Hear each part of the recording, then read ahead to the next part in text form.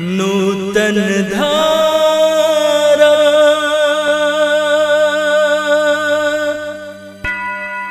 आशीषों की धारा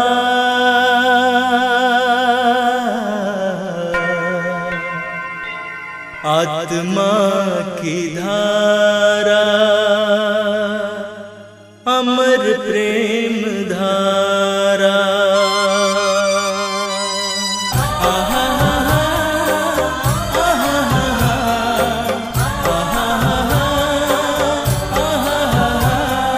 दिव्य वचन की धारा ये है नूतन धारा, शांति की ये धारा ये है नूतन धारा।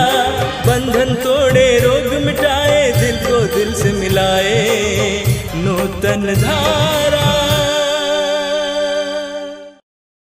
मित्रों, बाइबल के स्तोत्र ग्रंथ की अध्याय 34 उसके वाक्य 19 में हम पढ़ते हैं, प्रभु दुखियों से दूर नहीं है। प्रभु दुखियों से दूर नहीं है, जिनका मन टूट गया है प्रभु उन्हें संभालता है। प्रभु दुखियों से दूर नहीं है। हम अपने सत्संग में बार बार इस बात को लोगों के कान तक पहुंचाते हैं। इस संसार में बहुत से लोग बहुत दुखी हैं, कई प्रकार की पीड़ाओं में फंसे हुए हैं और अक्सर ये भूल जाते हैं कि प्रभु उनके करीब हैं। और मैं आपको ये बताना चाहता हूं कि जब हम दुख में हैं प्रभु हमारे करीब हैं। वैसे प्रभु यीशु मसीह ने मत्ती के सुसमाचार के अध्याय 25 में कहा है, अंतिम न्याय के बारे में प्रभु कहता है, जिस भूखे को तूने खिलाया है तुमने मुझे ही खिलाया है। जब तुमने भूखे को खिलाया तुमने मुझे खिलाया। जब तुमने नंगे को पहनाया उस समय तुमने मुझे ही वस्त्र पहनाया। जब तुमने बेघर को सहारा दिया, अपना घर उनके लिए खोल दिया, तुमने मेरे लिए ही घर खोल दिया। यानी प्रभु कहना चाहता है कि प्रभु दुखी में है, प्रभु दुखियों में है। कितना बड़ा रहस्य है। प्रभु दुख में है, कभी दुखियों में है और कभी दुख के पीछे है। प्रभु दुखियों से दूर नहीं है। हम निर्गमन ग्रंथ के अध्याय 3 में पढ़ते हैं, ईश्वर मूसा से कहता है, मिस्र में रहने वाले मेरी जनता की शोचनीय अवस्था को मैंने देखी है। ईश्वर हमारे दर्द और पीड़ाओं को जानता है। God knows our pains and sorrows. ईश्वर हमारे दर्द और पीड़ाओं को जानता है। हम सुसमाचार में पढ़ते हैं कि प्रभु यीशु मसीह लोगों के दुख में सहभागी हुए। यूहन्ना के सुसमाचार के अध्याय 11 में पढ़ते हैं, मरियम और मार्था का भाई लाजरुस मर चुका था, कब्र में रखा गया था। चौथे दिन प्रभु यीशु मसीह वहां पहुंचते हैं। कब्र का द्वार बंद था। हम पढ़ते हैं सुसमाचार में प्रभु यीशु मसीह कब्र के सामने खड़े होकर रोते हैं। ईश्वर हमारे दुख और दर्द को जानता है, लेकिन अक्सर हम इस बात को भूल जाते हैं। मैं इस समय आपको याद दिलाना चाहता हूं, आपके बीते जीवन की ओर मुड़कर देखिए। कितने ही ऐसे क्षण थे जब आपने सोचा कि आप डूब गए, आप नष्ट हो गए। कितने ही ऐसे क्षण थे जब आपने सोचा कि मैं अपने आप को मार डालूंगा। कितने ही क्षण आप बहुत ज्यादा हताश और निराश हुए थे। उन सारे क्षणों में ईश्वर आपको संभाल रहा था। ईश्वर आपके करीब था, आपको संभाले हुए था। एक बहुत सुंदर किस्सा है। एक बार एक व्यक्ति को रात में सपना दिखाई दिया और उस सपने में उन्होंने देखा अपने अतीत को, बीते जीवन को, और उन्होंने देखा कि वे एक समुद्र के तट पर चल रहे थे और उनके साथ प्रभु यीशु मसीह भी चल रहे थे। और जब उन्होंने मुड़कर देखा अपने बीते जीवन की ओर, उन्होंने देखा कि 4 पद चिन्ह वहां पे दिखाई दिए, 2 उनके अपने और 2 प्रभु यीशु मसीह के।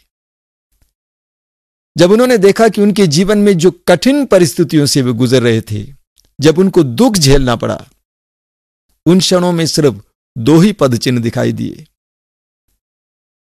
और उन्होंने प्रभु से शिकायत की कि हे प्रभु, जब मैं दुख से होकर गुजर रहा था, तूने मुझे क्यों त्याग दिया? वास्तव में प्रभु यीशु मसीह ने भी यह अनुभव किया दुख के समय। क्रूस पर से पुकार कर कहा, हे पिता, तूने मुझे क्यों त्याग दिया? तो इस व्यक्ति ने सपने में प्रभु से कहा कि हे प्रभु, जब मैं दुख से होकर गुजर रहा था, तूने मुझे क्यों त्याग दिया? तब प्रभु ने उससे जवाब दिया कि बेटे, तेरे दुख के समय तूने 2 पद चिन्ह देखा, और वे पद चिन्ह तेरे नहीं थे बल्कि मेरे थे, क्योंकि उन क्षणों में मैं तुझे अपने कंधे पर उठाया हुआ था। वास्तव में ईश्वर हमारे साथ यही करता है। हमारे जीवन के क्षणों में प्रभु हमारे करीब रहता है। लेकिन वास्तविकता यह भी है कि दुख हमें अंधा बना देता है। जब हमारे अंदर, हमारे जीवन में दुख आ जाते हैं, हम अंधे बन जाते हैं। हमें कुछ भी दिखाई नहीं देता है, हमें कोई भी दिखाई नहीं देता है। हम पूरी तरह से अंधे बन जाते हैं। हमें भविष्य दिखाई नहीं देता है, हमें न प्रेम दिखाई देता है, न उम्मीद दिखाई देती है। अंधे बन जाते हैं। सुसमाचार में हमें बहुत सुंदर उदाहरण मिलते हैं। यूहन्ना के सुसमाचार के अध्याय 20 में हम पढ़ते हैं, प्रभु यीशु मसीह की मृत्यु के बाद वे कब्र में रखे गए थे, और प्रभु यीशु मसीह की शिष्या मरियम मगदलीना यीशु के शरीर पर इत्र लगाने के लिए कब्र के पास पहुंच जाती है। और उसने देखा कि कब्र के अंदर प्रभु यीशु मसीह की लाश नहीं थी, सिर्फ कपड़े पड़े हुए थे, और वहां खड़ी वो रो रही थी।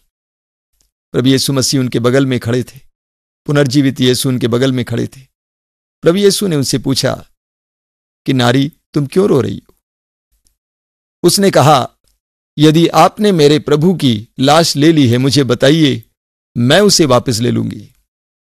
प्रभु यीशु मसीह ने उसे नाम से पुकारा, कहा मरियम, और मरियम ने मुड़कर यीशु को देखा और यीशु को पहचान लिया। मरियम के बगल में यीशु मसीह खड़े थे, लेकिन मरियम उसे नहीं पहचान पा रही थी, क्योंकि मरियम के अंदर दुख था। दुख की परिस्थिति में हमें यीशु की ओर मुड़ने की आवश्यकता है, ईश्वर की ओर मुड़ने की आवश्यकता है। हमें दुख से अपनी दृष्टि हटाने की आवश्यकता है। कई लोग जब उनके जीवन में दुख आ जाते हैं, अपनी सारी दृष्टि को, सारे मन को उस दुख पर ही लगाए हुए हैं। हमें दुख से अपनी दृष्टि को हटाने की जरूरत है, वरना हम दुख में ही डूब जाएंगे। स्तोत्र ग्रंथ के अध्याय 34 में हम फिर पढ़ते हैं, उसके वाक्य 11 में प्रभु अपने वचन में कहता है, प्रभु की ओर दृष्टि लगाओ, आनंदित हो जाओ। प्रभु की ओर दृष्टि लगाओ, आनंदित हो जाओ। जब हम प्रभु की ओर दृष्टि लगाएंगे, हमारे अंदर आनंद आ जाएगा। तो दुख के समय दुख से अपनी दृष्टि को हटाकर प्रभु की ओर लगाएं, और आप देखेंगे कि प्रभु से आपको आनंद मिलेगा, प्रभु से आपको सामर्थ्य मिलेगा। मैं एक बहन को जानता हूं। 1 साल पहले उस बहन की पहली बेटी ने आत्महत्या की। उसकी शादी हो चुकी थी, बहुत सुंदर लड़की, देखने में सुंदर, हर तरह से अच्छी। ससुराल में उसको बहुत ज्यादा दुख झेलना पड़ा, और जैसा कि मैंने कहा, वो अंधी बन गई, और इसीलिए उसने आत्महत्या की। यह बहन, जिसका नाम उर्मिला है, प्रभु यीशु मसीह पर विश्वास करती थी। जब उसकी बेटी का देहांत हुआ, उसकी मृत्यु हुई, लोगों ने ताना मारकर उससे कहा, तेरे विश्वास का क्या होगा? और वो बहन पूरी तरह से अपने विश्वास में दृढ़ बनी रही। अपनी बेटी की आत्महत्या उस बहन को तोड़ नहीं पाई, क्योंकि उसने प्रभु की ओर दृष्टि लगाया। हालांकि शुरुआत में उसको बहुत ज्यादा दुख हुआ, बहुत ज्यादा पीड़ा हुई, पूरे परिवार पर एक बहुत बड़ा सदमा सा उनको अनुभव हुआ, लेकिन उन्होंने अपनी दृष्टि प्रभु की ओर लगाया। आज वे आनंदित हैं, अच्छे भक्त हैं, विश्वास में आगे बढ़ते हैं। जब हमारे जीवन में दुख आ जाता है, हमें उस समय प्रभु की ओर ज्यादा दृष्टि लगाने की जरूरत है। मेरे बड़े जीजाजी बहुत अच्छे व्यक्ति थे, लेकिन एक शराबी थे, और उन्होंने करीब 20 साल तक शराब पी पीकर अपनी सारी संपत्ति को उड़ा दी, और मरते समय उनके पास कुछ नहीं था। दीदी की 3 बेटियां थी और एक बेटा। उस हालत में उनको छोड़कर जीजाजी चले गए। और आप सोच सकते हैं कि एक नारी के साथ क्या होगा, उनका भविष्य कैसा होगा। 3 बेटियों की शादी कराना, उनको पढ़ाना लिखाना मेरी दीदी के लिए एक बहुत बड़ा बोझ सा हुआ, एक बहुत बड़ा पहाड़ उस पर टूट पड़ा। जब मेरे जीजा की मृत्यु हुई, उसके बाद मेरी दीदी ने बाइबल खोला।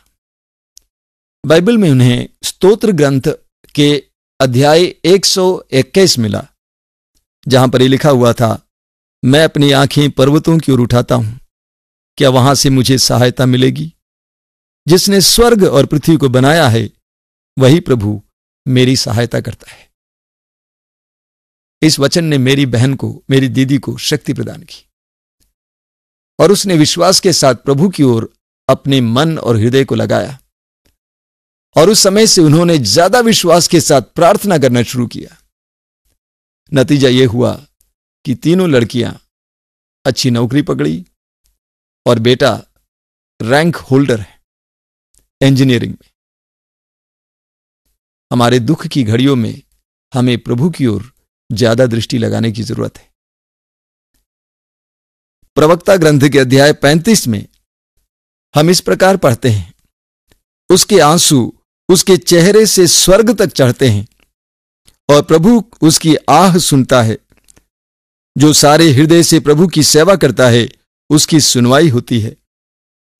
आगे हम पढ़ते हैं, उसकी पुकार मेघों की चीर कर स्वर्ग तक पहुंचती है।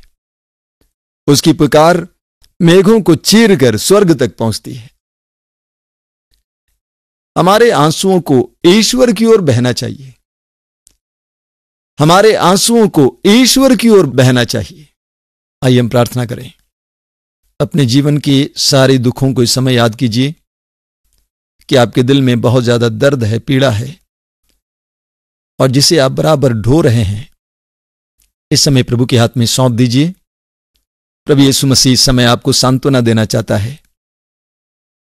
जो प्रभु लाजरुस की कब्र के सामने खड़े होकर रोए, वो इस समय आपके दर्द और पीड़ा को अपने ऊपर लेना चाहता है। इस समय अपने दर्द को प्रभु के हाथ में सौंप दीजिए और प्रभु की ओर दृष्टि लगाइए। इस्यास नबी के ग्रंथ के अध्याय 66 में प्रभु कहता है, जिस तरह एक मां अपने पुत्र को दिलासा देती है, प्रभु तुमको दिलासा देगा। सौंप दीजिए।